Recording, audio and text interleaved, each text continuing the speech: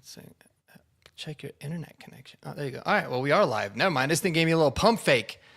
Broncos country, what is going on? I am joined by my good friend Jeremy, who is back fresh off vacation. He's not as tan as I thought he would be, but he is back and ready. How was your trip, man? How you doing? It's hard to get tan when you're getting a hurricane coming through, but no, it was awesome. It was fantastic. We went to Hawaii, so yeah, there's never, even during a hurricane, it's never a bad time in Hawaii. So I did see you had a 10 out of 10. Did you buy that Bronco Hawaiian shirt that you were wearing? Did you buy it out there? I didn't. I strongly considered it. I'm not really an Aloha shirt type of guy. Those are typically like, but that one was actually pretty cool. And I was like, maybe I. Oh, so you just tried it on and took the photo. That's right. Okay. All right. I dig it. I went in there just to check them out. And then I saw that they had like NFL stuff. And I was just like, oh, that's cool. And then I saw that one and I was like, I texted my wife. I said, hey, come in here and take a picture of me real quick. I want to send it to the Horsepower Hour guys. So that's what I did. Send it to the crew? Yep. Yeah, no, it looked good, man. It looked good. So, yeah, we're going to talk a little today about, well, I wanted to get your take firstly, because we didn't get a chance to link up since the Broncos got their butts kicked in week 2 of the preseason game. A bunch of people are freaking out. So I want to get your thoughts on that. And we'll talk about like some of the new NFL roster rules for this year and how it could obviously change the 53-man roster. So let's get into the game itself. What were your overall thoughts? I know we spoke a little bit before we hit live, and I think you're kind of aligned with where I'm at. But tell Broncos country why you're not panicking when it comes to the Broncos losing a meaningless preseason game. I mean, I heard other people making this point, and it was actually kind of perfect. It's like, what did you want to see going into that game? It was really like, make sure Bo looks all right, ankles 100%, all that. We already kind of knew that, but just want to put eyes on it. Mm-hmm. He looked fantastic. You know, him hitting Harvey on a wheel route, like midseason form on that. Jalen Waddle got to have an explosive. And, you know, as far as that, I think I said in the Discord, I was like, I'm good for the rest of the game. Yep. No matter what happens, as long as we stay healthy, I'm good. Mm-hmm. And then we went out and got, I think it was actually kind of positive because you're at home in front of your crowd, the crowd's hyped, and you go out and you kind of get out efforted by the other team. And like, it seemed like they wanted it more. And I think to warm up something for a season, that's actually a good thing. And I think Sean Payton is going to have a lot of ammunition against the guys of like, hey, if you guys, just because you were like the number 1 seed and you won all those games last year, this is a whole new year. And if you don't put out, another team wants it more, they're going to win. And so for that, I actually kind of like losing. It's been a while since we lost a preseason game. So, I think you can turn that. You learn a lot more from losses than wins, right? So, always. So I think in that respect, it's good. I think the defense needed a little bit of a wake up call. Mm-hmm. Alex Singleton with that late second shift that I don't know if he was in the right. I don't know if he was wrong. I don't know if he was late. I don't know what happened, but it looked terrible. So I think I figured it out. Okay. I finally put the pieces together based off what Sean, I don't know if you've been paying attention to any. So Sean talked about it yesterday. And then, dude, I love Sean Payton, but Vance Joseph is like one of my favorite people to listen to. Like, he's so much different than even when he was the coach. But even when he was the head coach, like, as bad as we were, I always enjoyed listening to Vance Joseph because he's just a nice guy. But so I think this is what happened. So Sean, after yesterday's practice, had said, Alex was thinking about Algebra 4, and the rest of the team, including myself, were still on Algebra 1. And I was like, that's kind of weird, but okay. And then today, Vance talked about it, and they're always glowing. So to Alex Singleton's credit, they're always glowing about just how smart he is. But what I got from it was Alex Singleton went into a check, and they obviously did not game plan for it. And so the rest of the team did not go into the check.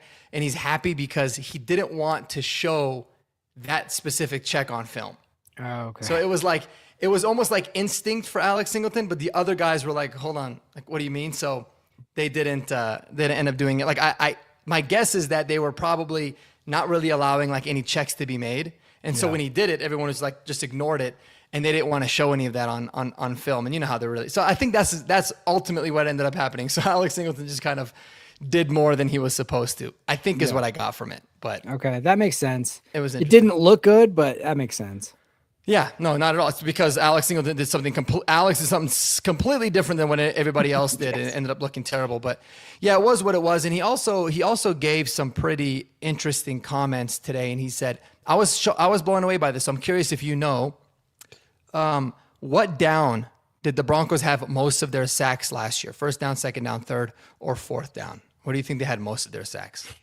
I mean, typically you do on third because you're in it's a passing situation, all that kind of stuff. But for some reason, I think it'd probably be first down for us. I don't know. Yeah, it was actually second down. Second, okay. And so that's something that Vance Joseph was like really interested. And this is why I think that kind of performance, like even though it was up and down for the starters on the defense, I felt like that was a fumble. I don't know how they turned it around. It was a bunch of really bad no calls, but whatever. But the big thing was he said it's so important for us to be good on first downs because they know how teams are gonna attack them. Right? They want to max protect. They want to get the ball out fast. They want to run outside. And he's like, we weren't good on first downs, and then it ends up our pass rush just goes away. So it's like even that self-awareness, like it's stuff where you're like, well, yeah, that's kind of obvious. That self-awareness of being like, he knows how teams are going to play him, and he understands kind of how to counter that. Because if you're getting him into 2nd and 7, he's like, that's essentially another basically like a third down for us. It's an obvious passing down, and we're gonna be able to get after them. And they got most of their sacks on second down. So again, it was just cool to hear that because I feel like that's where you get a lot of insight as to why performances like that, you're going to clean them up now, is the best way to do it. So I thought that was pretty interesting. Yeah, that makes sense because if they get little to no gain on first, then they're immediately and probably passing in second, and third, and that's our strength. Our run defense has been improved, but it's not I wouldn't say it's the strength of the defense by any measure. So yeah, that makes total sense. Like handle first down sets up everything else. So yeah, I think that's kind of exactly what happened. And there's so many things where it's like they went for it on fourth down where I think in a regular season game they probably wouldn't have. And there was other stuff that happened that felt just kind of weird. Like, oh, we called that not a fumble and we don't want to argue with ourselves and go back. It's not that important. It's a preseason game. It's just like so many things could have flipped one way or the other. One thing too was in that game was our like kickoff coverage was terrible. Punt coverage and kickoff coverage. So I think that's something that Rizzy needs to really tighten up the screws on that for sure. That's always on the roster building where we're at right now is always the interesting part. Cause we only look at like, how good is this linebacker compared to everybody else? How good is this safety? But it's like, you really got to be thinking like, how much does this person contribute to special teams? Because that's really what their role is if they're going to be playing this season. So it's going to be that's where the surprise cuts come in. Yeah. It's like they're going to probably, if you're even close, they're going to default to the better special teamer when it gets to the depth of the roster. So I think and it didn't look good. So like, you can't just take that for granted at all. So I think that's going to be under the microscope a little bit.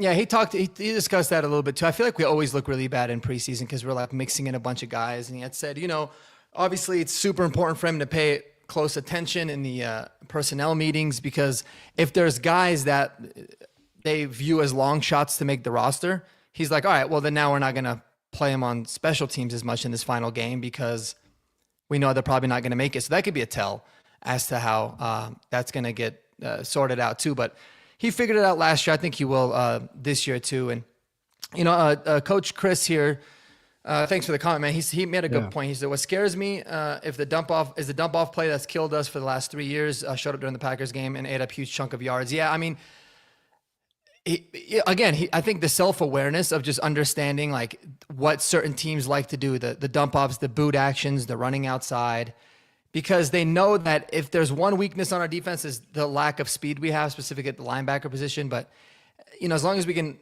overcome those and know when to be really aggressive and know when to not overcommit, I think that will ultimately be just fine. But yeah, that's a good point there.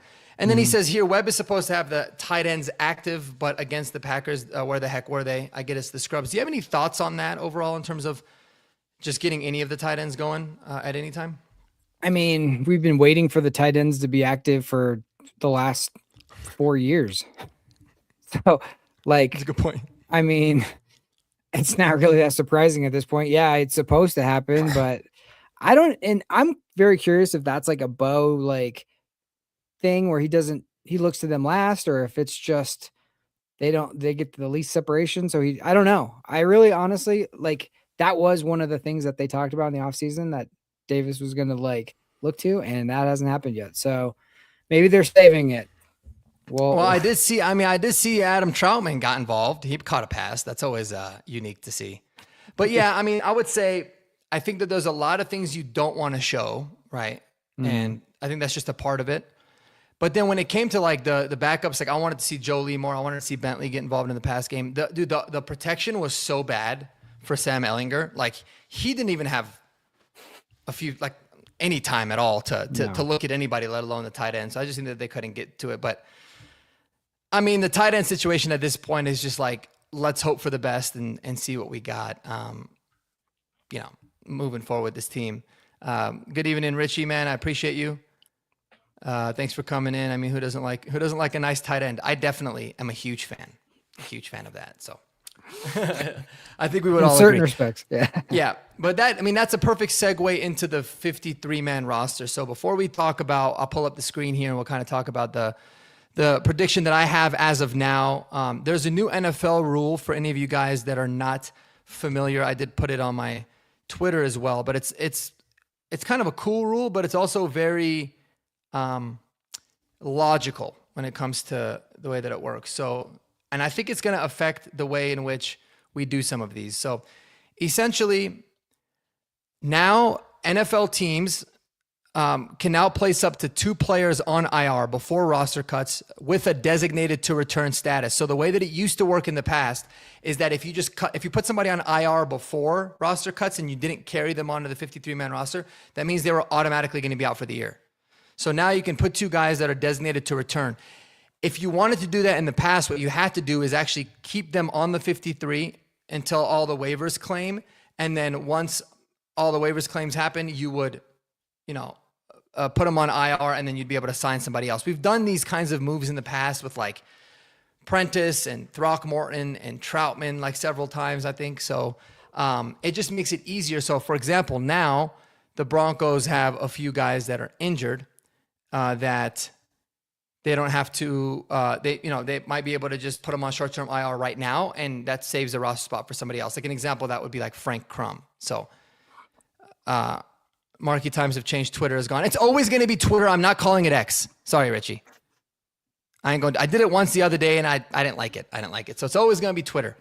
But yeah, so that being said, I think that it might save some guys like Drew Sanders to be able to still get a roster spot at some point in the year. And it's interesting because some of these guys are going to be out for 4 weeks, but in those 4 weeks, you have no idea what happens. Other injuries could happen. It put other guys on IR, and, it ends up having these guys factor in quite a bit. And as we know, as we've seen, guys that are on the practice squad, Lil Jordan Humphrey, Adam Prentice as example, usually end up playing a whole bunch and contributing a lot to this team. So that's a big part of it. So let's get into that. I'll kind of show you. Add to the stage. Do I like that? Are you able to see that pretty decently? Yep, looks good. All right, so this is kind of how I have the roster right now, and I have some things color coded. You can see I've got a lot of colors. I should probably take the green off, but anything on like the orange is guys that I think we would be able to put on the practice squad, elevate up to 3 times, and then after the elevations are done, we'll probably find a time to put them onto the 53. And then the red means guys that we can short-term IR. So Taylor Rapp is someone that I have on there as an example because we just signed him, but he hasn't practiced yet. I know he's coming off of an injury. So that could mean we could carry essentially 5 safeties, but 4 of them available for the first 4 weeks, and then move Taylor Rapp in accordingly. But let's go through the quarterbacks first. I have it as Bo Nix and Jarrett Stidham. If it's Sam Ehlinger, that's fine. Do you think they keep 3, or do you feel like they're going to go with 2?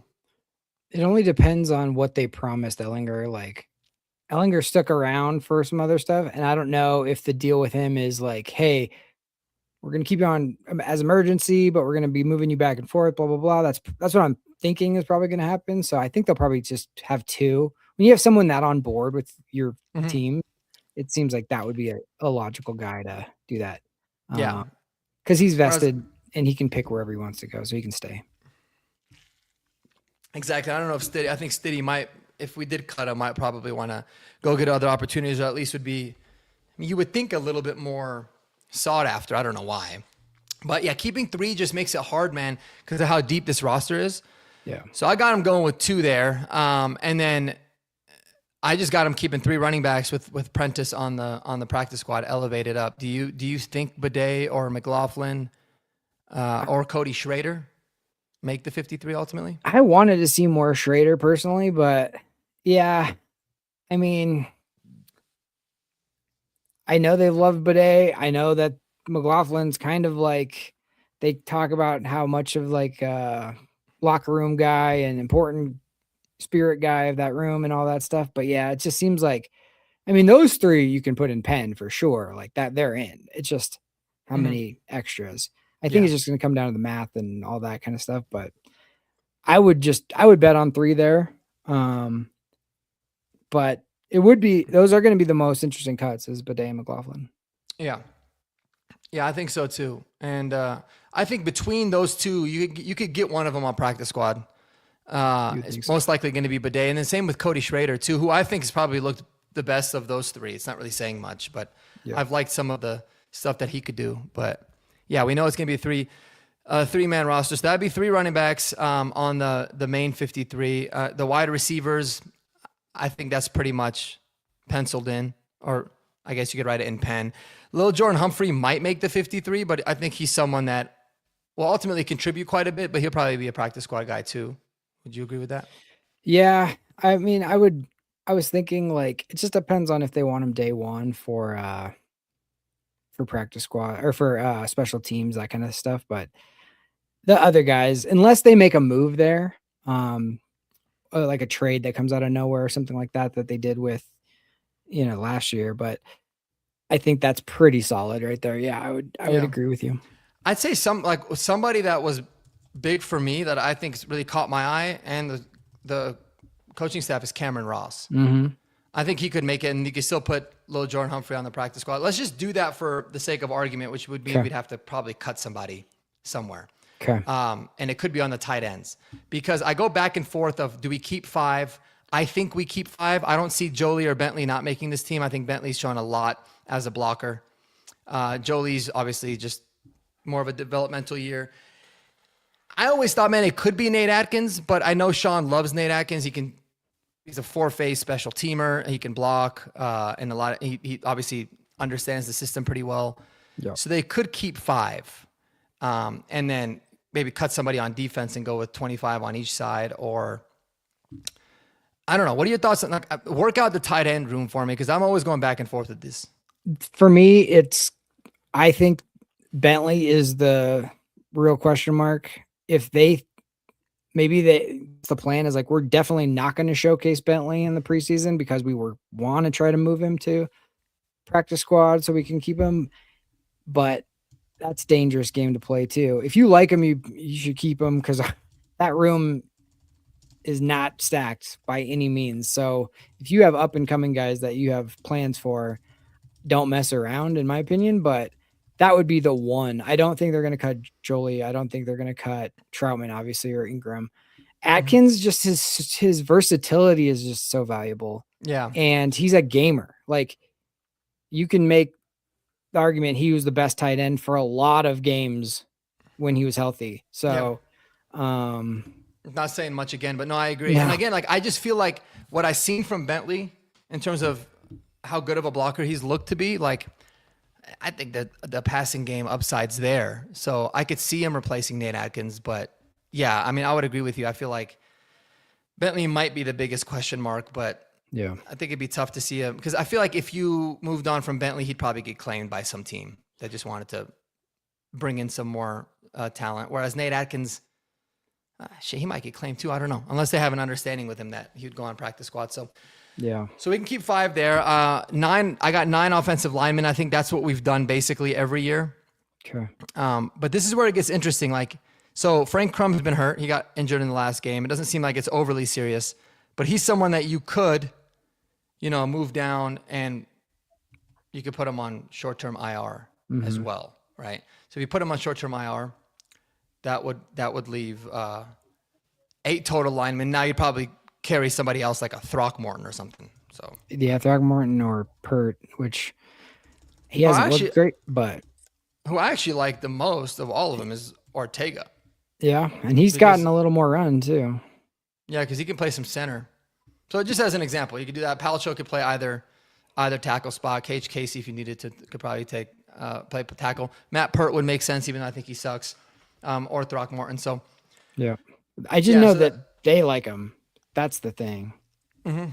So that one is going to be the most. I think that position right there, that last offensive lineman, is going to be interesting to see who they go with. Yeah, and it'll be interesting too. Like, do they go with 10? Right? I don't think they do. It just almost seems like overkill. Yeah. But I mean, they could again with that short-term IR spot, whether they used it on Crum or they used it on Forsyth, who's also injured.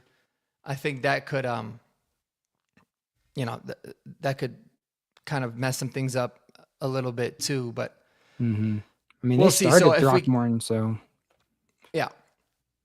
Yeah, absolutely. And Throckmorton's someone that like Sean likes. He loves like being with Sean, so he could be another one of I think last year he was on the practice squad to start the year too. Yeah. So we could just do that same thing with him. It'll be kind of easy to do it. So, but Gavin Ortega's really stood out to me. But I mean, at this point, if things kind of went this way, even if we put Crum on short-term IR and put Ortega in or whoever, that's still one extra guy. Do you think we go with 7 D linemen?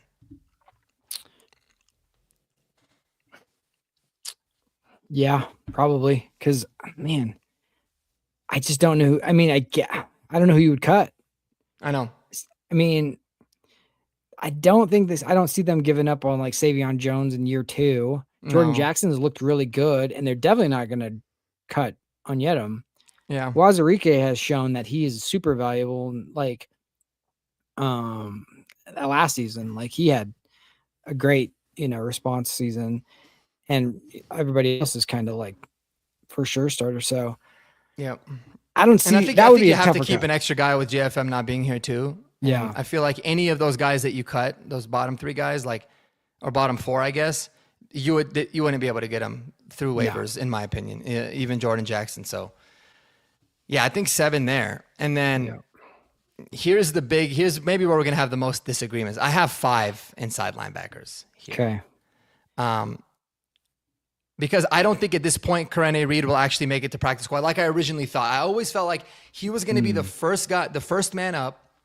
Should an injury to Singleton or Sternad happen, he would be the guy that would fill in. Mm-hmm. But you might be able to sneak him through the practice squad, and then you could elevate him or do whatever once you needed him. I think he's been playing so damn well, man, that I don't think they can sneak him through. I just don't see them giving up on York or Murdoch either. I think so they might roll with 5. I think it's going to come down to the decision on which one they like more. And just hope that York has shown they're just scared away from the size, I guess. I don't know. That would be my guess. I don't see them. I think they like Red Murdoch and Karene Reed. I think I agree with what you said. York would be the one that I think maybe they would try to sneak through. But that's a gamble. I think my bias is definitely showing through here. But again, I could see it because also the positives about linebacker is you get. I mean, obviously you're not going to have 5 active, but any one of these 3 guys that are not the starters, 2 of those 3 will contribute on special teams. And I think be a good teams player. Yeah. So you'll at least activate 2 of them. But yeah, that's probably the big one. I'm curious what the chat thinks. Richie Rich says York is done. And that Red is way better. I'll say this, and this is me not being biased because y'all know how I feel about York. I was thrilled when we signed him, and I loved him throughout the draft process. They play completely different linebacker positions the way they're being used. Mm-hmm. Not even close to being the same. So it's hard to compare the two. Like Murdoch, okay, if any one of the starters got injured, Karene Reed would step in right off the bat. If 2 guys got hurt, you could make the argument that it would be Reed and Murdoch, but you can also make the argument to me that it would be Reed and York because they're very different style players, and that's kind of what they want. York's going to be a lot better at covering in coverage. Red Murdoch's going to be more your. So I could see it going either way. I would lean that it's going to go Red and York is kind of bubble guy, but yeah, that's that's just what I've seen so far. No, but I feel you on that. I think that that makes sense. So we could probably do something. I'll still keep him on. Yeah, but oops, let's do maybe it'll be more like, I don't know. He'll be bubble on the bubble. We can keep it there. So in this case, I think the edge room is pretty much set in stone. We signed Ron's. Was it Rob Stone? I always keep forgetting. Ron Stone Jr. Ron Stone Jr. today. He could be like the ideal practice squad guy. He came in, maybe he has some loyalty. Corners, I think we're all set there. Someone had made, I think it was Coach Chris, that had talked about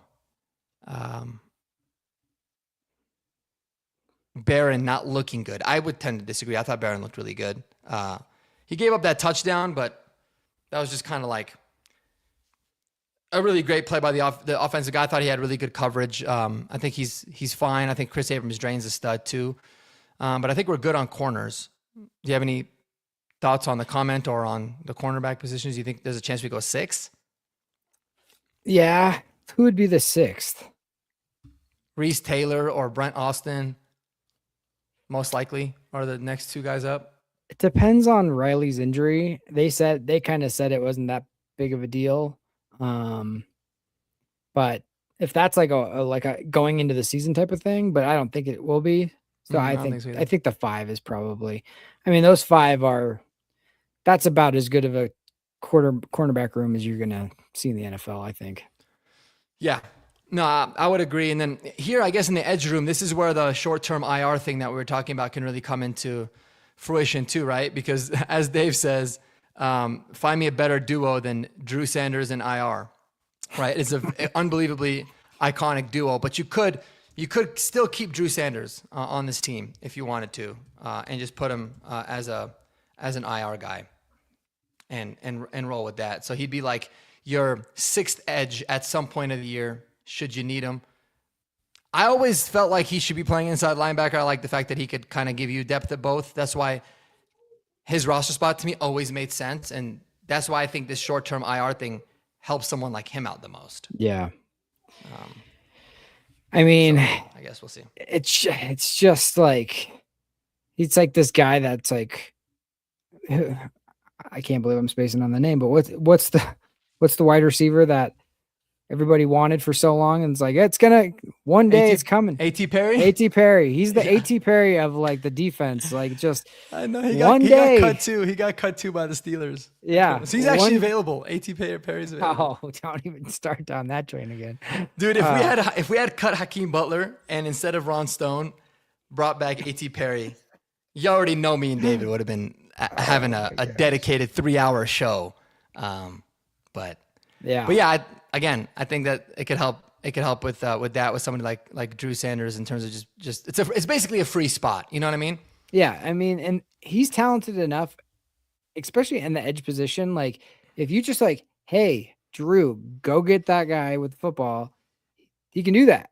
But if you're like, hey, Drew, you're gonna need to organize the defense and be the green dot and do all this stuff, it's like, no. I think that's been proven that's not his role. So, the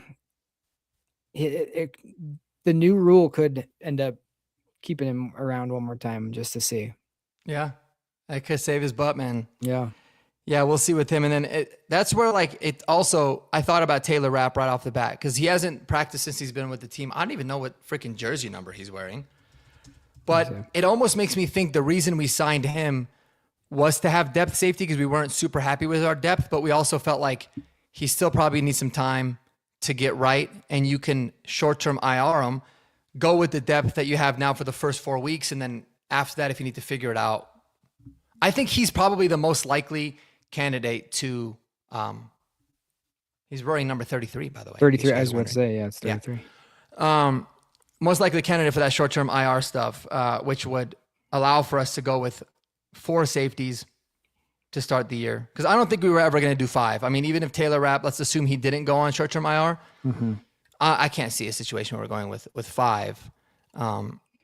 So it's like you're going to lose JL Skinner or Devin Key, and both of those guys are really good special teams guys. So it makes it a little tough there. So help me work out the safeties. Okay, so the big curveball with that is Miles Scott, because I think they really like him. I think that he had a lot of ties with the Illinois and people talking him up from the draft process. So that's the one where I think they could go 5. If there's enough on the street about him being a great, I remember he's only played safety position for a few years. So if you're looking at like, oh, we might not keep Brandon Jones after this year or somebody like that, then Miles Scott, I think, is a contender to stick, and he could play special teams as well. I think they just liked Taylor Rapp, and they just wanted to like, hey, he's available. Let's just bring him in and let's see, and like let's sign him and stash him. I think that's exactly. But Miles Scott is the guy I think that I would be slightly surprised, or right, I'd be relatively surprised if they cut him. Yeah, interesting. All right, so if that's the case, if we do that, right? So it doesn't really matter like which concoction of 5 safeties you have. If you did have 5 and everything else is on the roster like it is, we would still need to cut 2 guys. Okay. So where would you cut?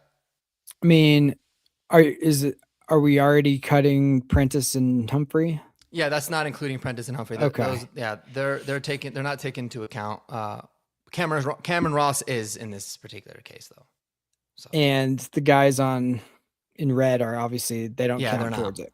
Exactly. So I would go York, and that would be my guess. And I'd hate to do it, but I don't know if I would do this, but like what I think they would do is try to sneak in Bentley, probably. But I would maybe cut Atkins and bring him right back if you're got kind of an understanding. Yeah. If you're worried about that, then go the other route. And so you like the 6 receivers with Cameron Ross? I guess you could go Ross too. That's the other one. Makes sense. I just think I know some people like fun. It's like a puzzle. You know what I mean? Yeah.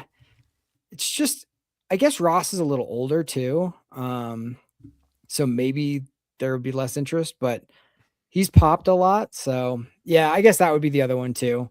I would probably actually, now that you bring up Ross, I would probably do that over trying to mess with Bentley, unless you have like Atkins and you're like have an understanding.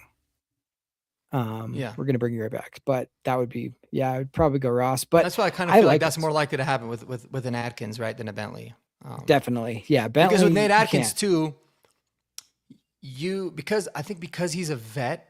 Yeah, he doesn't even have to go through waivers. No, they can just come right back. He can just wait. Yeah, you can just have an understanding with him and be like, "Hey, dude, like we're gonna get you on the practice squad, and you're gonna get elevated for the first 3 weeks, and then we're probably gonna get you on the 53. But it's just a procedural move." Yeah, Cameron Ross reminds me a lot of that guy that we had in camp last year that we really liked. He had a Courtney Jackson. And I think that they felt confident they would be able to get him on practice squad. He chose to go to Seattle, actually got himself a ring by doing that. So they could maybe be a little nervous that that's not going to be the case with Cameron Ross. But again, we're so deep at wide receiver, it's not like he's going to play anyways. So it would be a special teams type of thing where you don't, Mims is a little banged up and you want Ross back there to return kicks. But I know people like Katz's. I just don't see his versatility as much. It just seems like for this team, like having just a strictly specialist that you got to carry on the game day roster is going to be tough unless you're like, I would love to have Katzis on the practice squad. And then if something happened to a Mims or a Franklin week to week or something like that, you could bring him up. Same with Ross. So I just Yeah, I think they think that, like Ross more as like a wide receiver than they'd like Katzis as a wide receiver. yeah, no, I agree. That's why I think between Katzis and Ross, you could confidently, I think, get at least one of them on practice squad. Ideally, both, but you can get at least one of them on practice squad. And then I feel like the best pure wide receiver of all of the guys is probably Manjack, but he doesn't really give you much in the return game. So I All don't know. time great name though. Yeah, Joseph Manjack is the fourth too. You can't forget that Joseph Manjack the fourth is Yeah. a pretty sick name. But this is why I love doing this, man. I'm curious, like you guys in the chat too. Essentially, the final roster spots come down to like inside linebacker. Do you keep 5 or do you go with 4? Safety, do you go with 5 or do you go with 4? And then I'd say probably tight end. Do you go with 5 or do you go with 4? That's really how I look at it. Yeah. I think 50 of these spots are pretty much locks. It just seems like you're trying to project long term.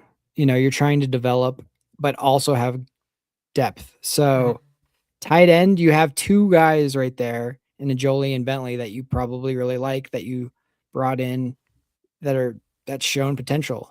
And that's a position where there's going to be turnover, hopefully, in the next in the next year or two. So almost don't want to mess with those guys because it's like, I was thrilled to draft Jolie and get Bentley. So wide receiver, it's like Cortland's not going to be here forever, but like that's going to be replaced by Bryant, and you're probably not going to be able to keep Mims. Maybe, I don't know, that's a lot of money to be spending for that room. So it just depends on what you want to do there. But safety, the same thing. It's Miles Scott. So it's just going to come down to what young prospects they feel best about and ones they don't want to risk losing. Yeah, and I want to like say something that this is where it becomes really fun too, because it's always interesting with like players. Like it's this is why it's like such a puzzle, because there's so many different like variables to it. Like, you might like a specific veteran player in the short term more, but you value another young guy a lot for the future, and you love the developmental traits. You're gonna go with the young guy, and then get the older guy on the practice squad to be able to kind of do those, what they call them, like roster gymnastics, right? It's like something that I think you'll see with Nate Atkins potentially, maybe Throckmorton, but he's probably just more of a guy to stay on the practice squad. Little Jordan Humphrey's been that. Adam Prentice could be someone that, sure, they could certainly have him on the 53, but you don't have to. And I personally think that they love, it's just I don't have obviously any knowledge of it, but I just feel like they love Gavin Ortega. And the reason is because they always talk about versatility being so important. This guy's never played center his entire life. And in his first game in the NFL, he plays center, like 38 snaps. And he looked good, man. Like, he looked very solid. I've only seen him really have like one bad play. And so I feel like he's put on a lot of film. There's a high chance that teams might not like him. So they could go with 10 linemen and figure it out elsewhere. And then eventually, like it'll be easier to cut Gavin Ortega and get him on practice squad in October or November when teams' rosters are kind of like already set. That happens fairly often. But like in the initial start of the season, it's probably going to be a little bit more difficult. So there's always, a bunch of different things that you got to consider too. But yeah. And this is exactly why Ben Powers restructured his deal to take more money, but like more guaranteed money. So it's like guarantees him a spot, because I think he was like, I'd rather have a solidified spot than, stick my neck out there and hope that that they keep me for more money. You think that it still guarantees him a spot? I'm glad you brought up Ben Powers. I do think I'll say 95% chance at this point he makes his team. But technically, it just makes his contract easier to trade. And if we did cut him, we would just pay him out still. We'd still save money against the cap, but he still get that money. So do you think that there's any chance we move on from Ben Powers? I probably not, just because like of where this team is. This team is like, we're past the stage of, we're hoping to make the playoffs. We're hoping to win a playoff game. We're now like essentially in Super Bowl contention window right now. Like that's the expectations that this team is in this season that we have not been in a decade. So I think for that reason alone, that when you're doing the roster stuff, that's the only time that they might not gamble on a young guy that has a lot of promise, that they'll go with a veteran over it, because it's like you're in the win now window. You're not in the building window. So for that reason, I do think that they would probably stick with Powers. They did guarantee him more money by doing that. And he's been, okay, solid. And he was dog shit last game, but he's usually always bad in preseason for some reason. He's seen. I don't know what if they're asking him to do I only stuff mention it like because I feel like, okay, the Broncos, they wanted to give some guarantees to be like, hey, worst case scenario, we can still keep you. Everyone's happy. He's a solid starter. In case maybe nobody popped out. Now, what I've seen from KH Casey, I've been extremely impressed. I thought he's looked phenomenal at left guard. I think he's only going to get better there. I think he's could be a starter. I don't know if the coaching staff feels... I feel like they probably feel confident enough that KH Casey could be the starter, but then you're really thinning out your depth there too. So exactly. It's like, it really depends on how the coaching staff feels about it. And I think if Ben Powers were to not be on the team, it would be because you're getting some sort of an asset in return. I don't think it would just be like a flat cut. Agreed. Yeah. But I certainly don't think it's an absolute lock with Ben Powers, but more likely than not, just because like if Gargiulo came back and he looked good, and then KH Casey looked as good as he did, and you feel like, all right, you've got some really solid depth there, and one of those guys can start, then I'd say maybe. But it's just all the timing is so funny. Like they put Gargiulo on IR or on PUP or whatever, and then that's when they looked at the Ben Powers thing too. So it's like those things were so kind of tied in. I think they kind of triggered each other. I just feel like this offseason and this whole year is about continuity. Like get Bo some more, continuity, same guys, improve in a couple positions, but like they really, really signed their own guys that maybe, Broncos country wasn't like so thrilled to re-sign, but like they were valuing the fact that we don't have to teach people a whole new system, and like the continuity was a big plus for a lot of these guys. And to break up the starting offensive line now, it would have to be somewhat extreme, I think. I think I've sold Richie. No, I agree. Though. I mean, you're right. But these are conversations that are always being had, right? Like Richie also said, I really like Miller. He's talking about Tyler Miller, the 6'9" guy that we have. He has looked good at right tackle. Well, my thing is this, like, let's say the coaching staff is like, dude, we love Ortega. If they were really impressed by him, and they really love Tyler Miller, and they're scared that both those guys could get souped up by teams that are looking to develop linemen, because they'll have a better feel for it. Then you almost have to have the conversation about Powers, right? Because you're not gonna cut Forsyth. You know how they feel about Frank Crum, regardless of how we all feel about it. Palcho's obviously just unbelievably valuable. KH Casey's not going to go anywhere. So it's like, if they love Ortega and they love Tyler Miller, just for the sake of argument, that's 11. That's 11 guys. But you know what I mean? You use the word love. They have to love him. They can't really like him. Exactly my point. Like they love the potential, or they love, like, man, if they look at it like, and I don't know how I'd feel about it, but if they were like, we view Crum and Tyler Miller as the future starting tackles for this team, which I'd be like, maybe you guys should draft one in the first round, then they're not going to want to risk, moving on from Tyler Miller or Gavin Ortega. And then it becomes like, holy shit, that's, again, that's 11 dudes that you have on the roster, and that's way too much. So this is why it's fun, man, because we're just kind of spitballing, but I think the way we had it is probably pretty correct.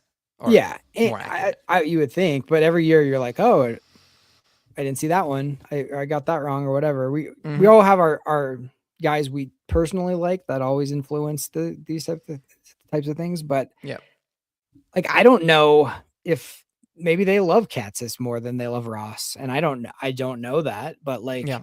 you just hear what you hear from the people that are attending the practices about what people look like. And then you just take that as, gospel and you go, oh, this person, they mentioned this guy 4 times and they've only mentioned this guy once. So that means this, you're going off of breadcrumbs trying to piece all this together. We're not in any of the meeting rooms.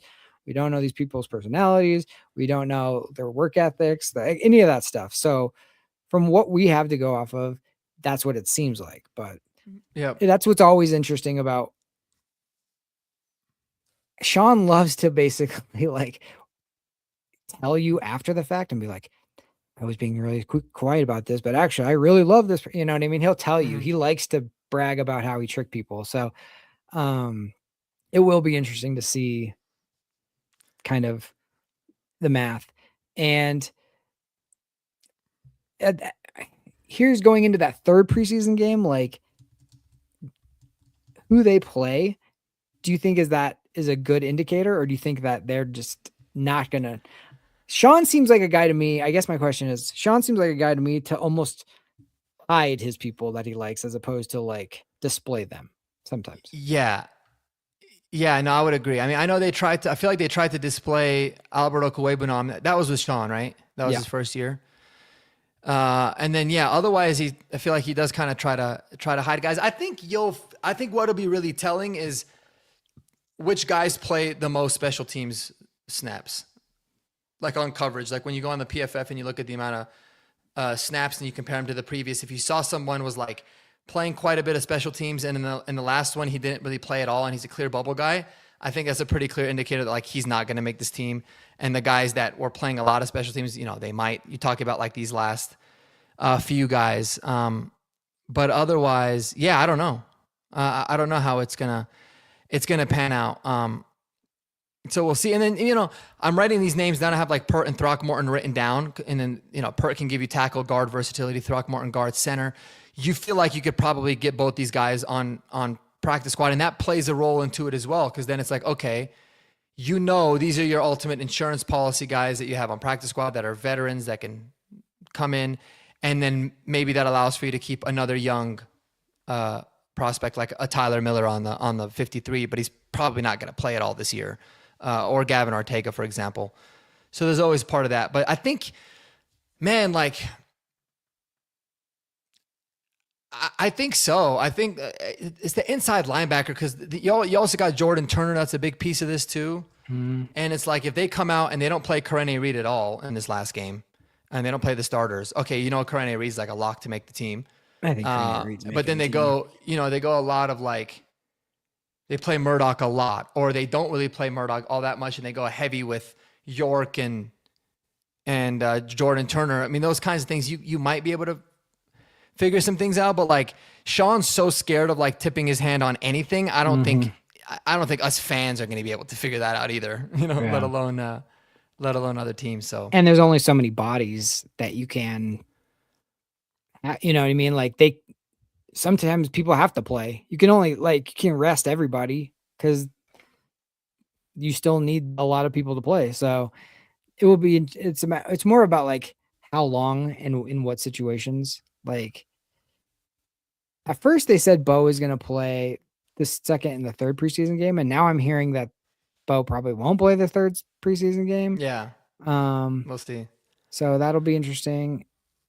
Cause then you can kind of see like, who are they putting him out there with on the offensive line? If they're not going to put him in front of people they don't trust. Yeah. So, but if they don't play, then if he doesn't play, then you're kind of like, oh, yeah. No, I agree. That's why I think, I don't know. It's fun, man. Like, you talk about Tyler Miller again, right? Tyler Miller developed this is where the short-term IR thing really comes in handy because Frank Crum is banged up. Alex Forsythe is banged up, right? If you put Frank Crum on short-term IR, you can save him. He's only going to miss 4 games. You got him after that. That opens up the door for Tyler Miller to make the 53, and then you can figure it out later.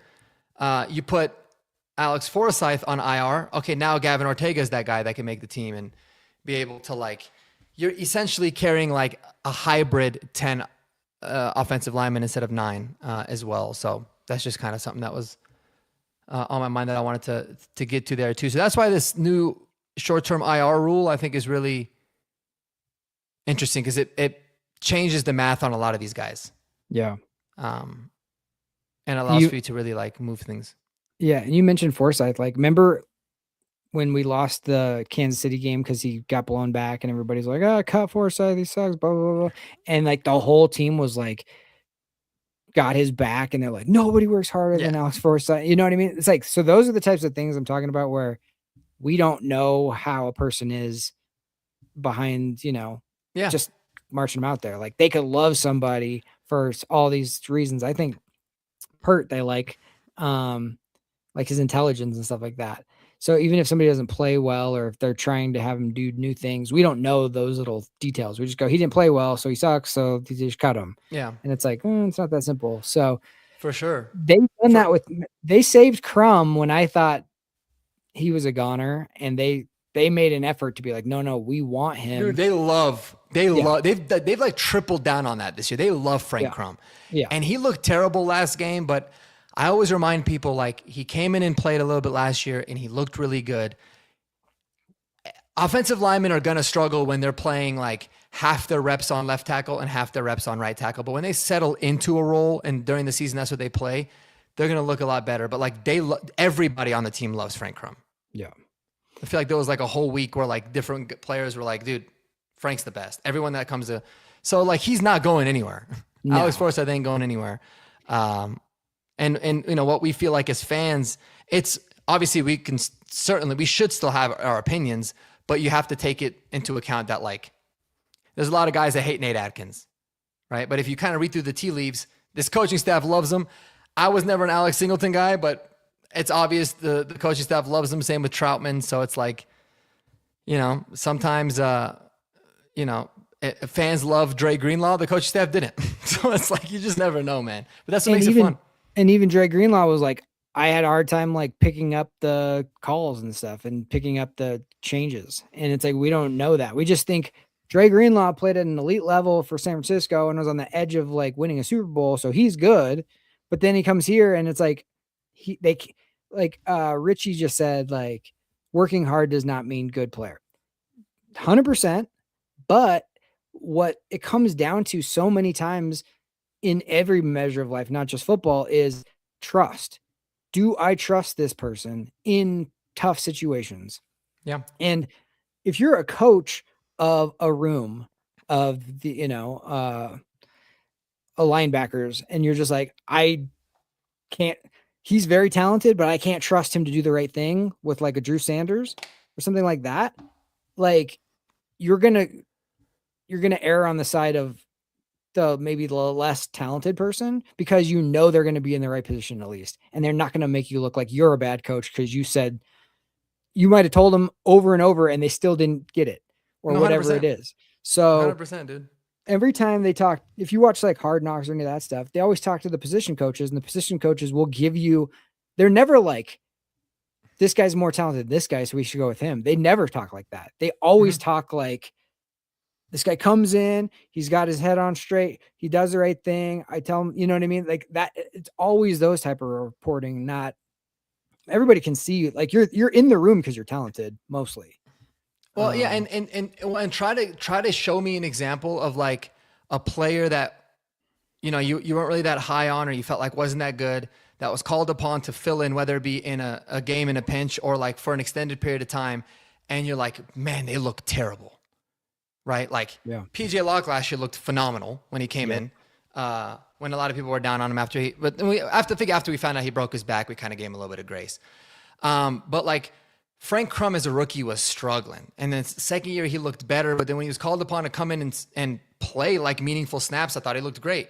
Alex Polcheski, like looked phenomenal at right tackle. And then he gets thrown into being left guard and he looked very good at left guard too. The only one that looked really bad was Matt Pert, and he got hurt early in that game. But like every time you've had some of these guys go and fill in, I feel like they've all played super well. Chris Abrams-Drain was called upon, makes an interception in his first game and balls out when he was filling in. So it's like this coaching staff kind of understands it. Like you got to be built a certain way, and you can only look at things on such a kind of shallow level, Yeah.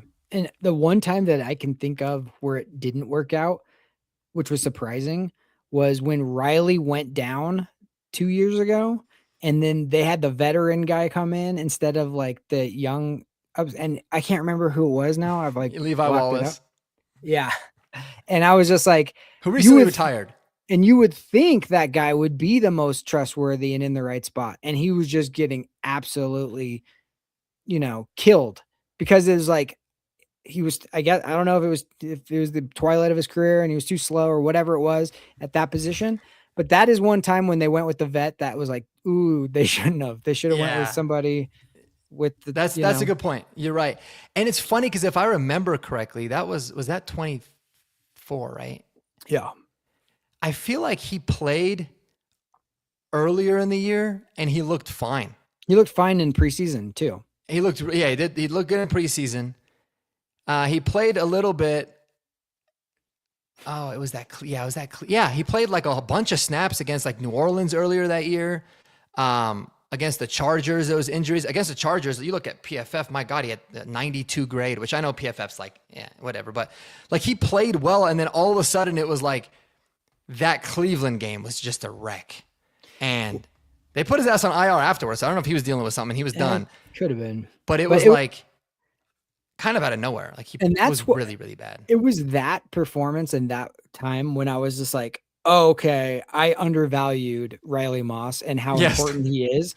Yes. Not just Riley Moss, the person and the player, but Riley Moss, the second wide receiver opposite of Patrick Surtain. Like how much of a target that is. Mm-hmm. Because if you don't have somebody, I mean, I would call Riley Moss rock solid as far as like, yes, he's maybe going to, he's had his interference issues and that kind of stuff, and they picked on him and all that kind of stuff. But for the most part, like, I don't know a lot of people that could have dealt with being opposite Patrick Surtain, being the number one target for every team that's coming in and playing like a goldfish where he's just like, yeah, I just got burned, or yeah, I just got called, but I'm going to go out and the next rep's going to be good.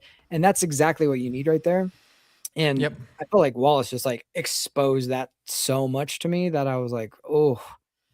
Yeah. And it's crazy because like, had it not been for Wallace, like we wouldn't have, obviously we wouldn't have drafted Barron too, because I think even if they felt like he wasn't going to be a starter, they just were desperate for depth and talent there. But like you wouldn't have seen how good of a player Chris Abrams-Drain is, and Chris Abrams-Drain definitely has his moments, but like when you hear people talk about him in practice, like I think it was yesterday, people were like, dude, this guy was filling in for Riley Moss and was locking everybody down. Yeah. And it's like, he got basically forced into playing against Justin Herbert and the Chargers, and he was balling. He got a pick. So sometimes it's like, man, you just got to like almost force some of these guys to go in there and play, and they'll show out if they're built for it. And he's just one of those guys that I think is. So. And cornerback is rarely a position where you don't have an elite guy who wasn't drafted in the first round or second round. Like, there's not a lot of really good, we'll just pick up a late corner and he'll be fine.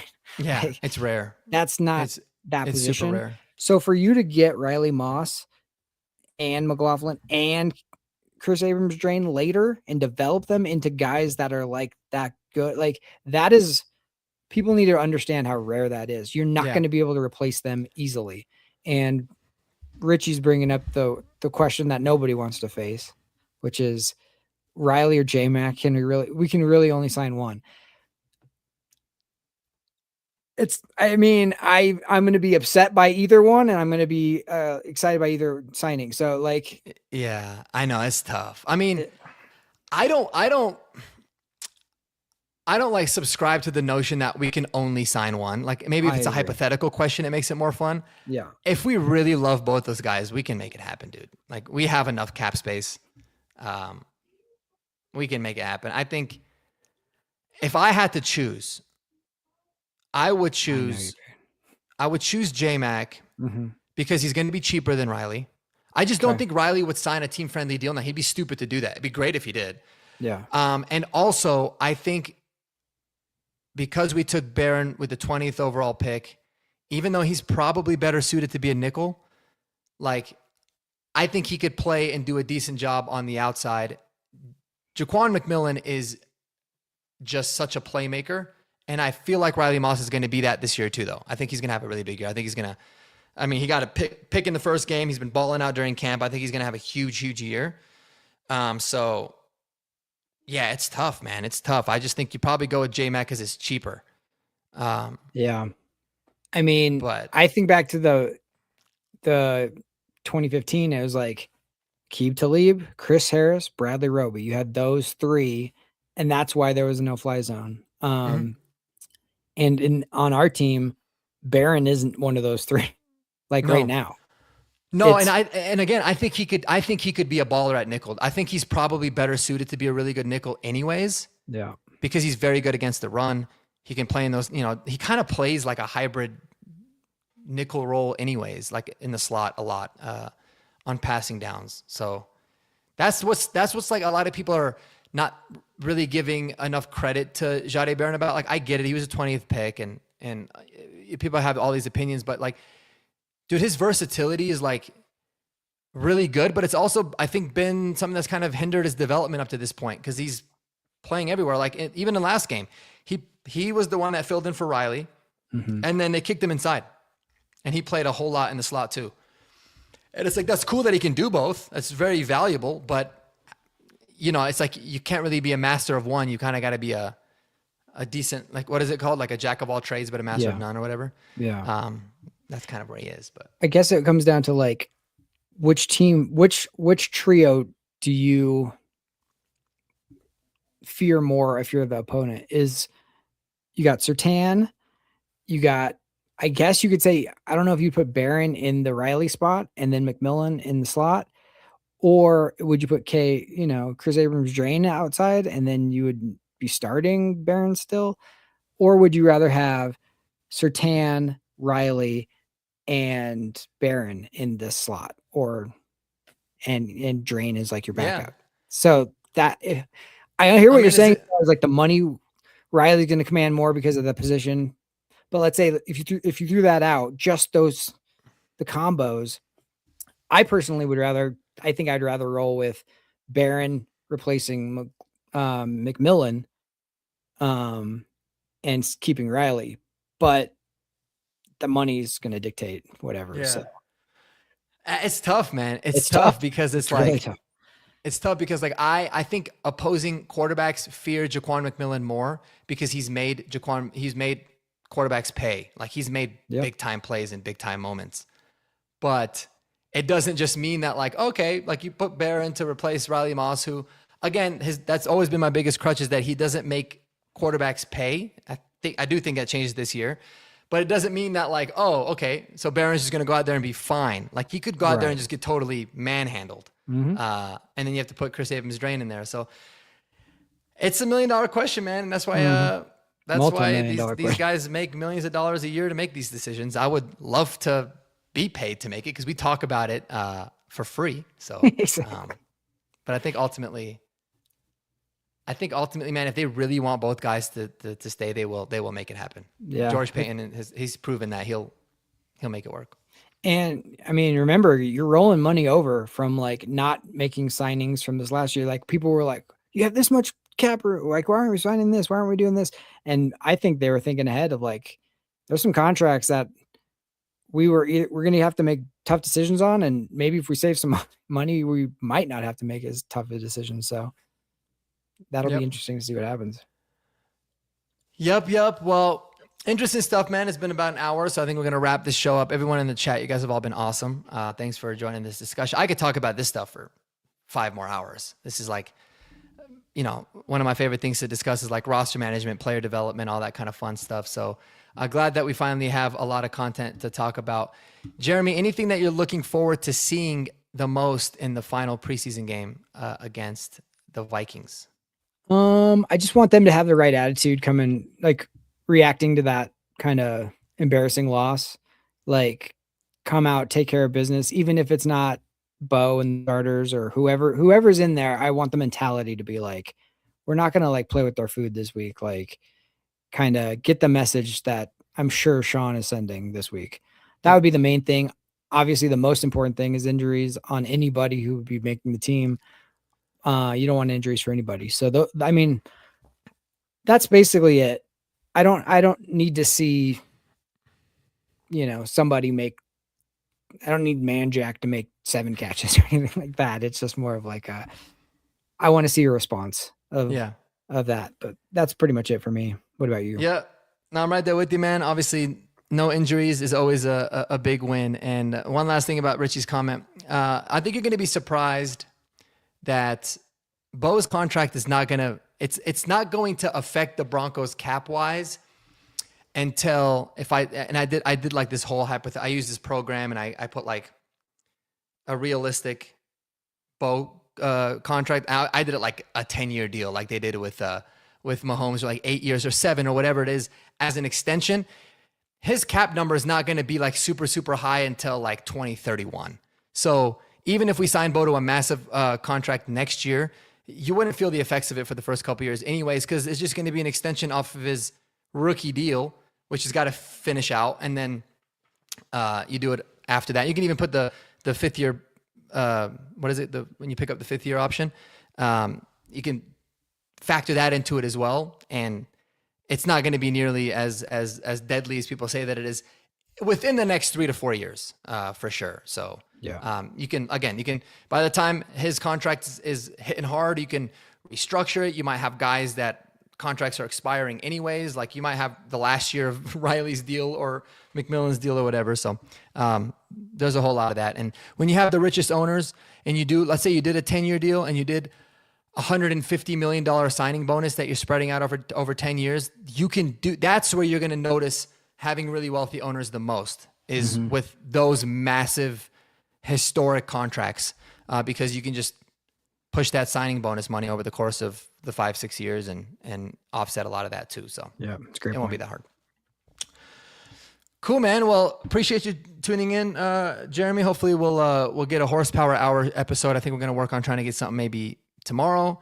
But if not, I think we can consistently expect to have those throughout the year as we get closer to it. So appreciate you tuning in. Everyone in the chat, you guys have been dope. And y'all have a good night, man. Go Broncos. Go Broncos. Peace.